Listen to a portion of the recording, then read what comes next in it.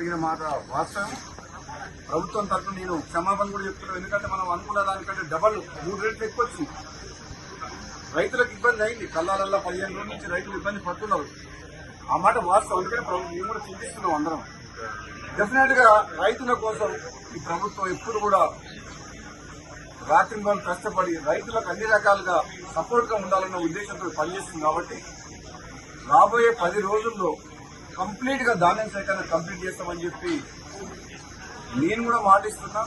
ప్రత్యక్షంగా నేను కూడా ఈ గోడౌన్ హ్యాండ్ ఓవర్ చేసుకుంటాను. అధికారులతో మాట్లాడి గోడౌన్ ఓనర్ ఒప్పుకున్నా సరే బలవంతంగా నోటీస్ ఇచ్చి తీసుకోవడం జరిగింది. ఇంకొక 1,00,000 టన్నులకు తిరుమలకి సూర్యాపేట మండలం అక్కడ ఒకటి ఉన్నది, అది కూడా తీసుకోమని చెప్పిన ఇప్పుడు అడిషనల్ కలెక్టర్ గారితో మాట్లాడినా. వచ్చే 10 రోజుల్లో ఈ ధాన్యం సేకరణ ఎప్పుడు ఇంత ప్రాబ్లం రాలే, ఈసారి వచ్చింది ప్రాబ్లం. ఈసారి దిగుబడి ఎక్కువ రావడం వల్ల, కాబట్టి వివిధ కారణాల వల్ల ఆలస్యం అయింది. మా రైతు సోదరులందరూ కూడా దీన్ని పరిస్థితిని అర్థం చేసుకుని సహకరించాలని చెప్పేసి ప్రతిపక్ష పార్టీల అందరూ కూడా నా విన్నపం ఏంటంటే, ఆలస్యమైన మాట వాస్తవం. మీరు కూడా ప్రజల పక్షాన చాలా సందర్భాల్లో మీడియా ద్వారా కానీ రైతుల పక్షాన మీరందరూ కూడా మీ పాత్ర పోషించిండ్రు.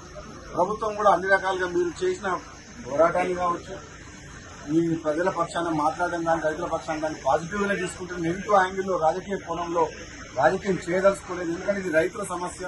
రైతులను కాపాడుకొని వాళ్లకు అండగా ఉండాల్సిన ప్రభుత్వం, ప్రతిపక్షాలు అన్ని పక్షాలు అన్ని పార్టీల వారు సహకరిస్తే నెక్స్ట్ 10 days లో కంప్లీట్ చేస్తామని చెప్పి నేను మీడియా ద్వారా రైతులకు ప్రజలందరూ కూడా తెలియజేస్తున్నాను. Thank you.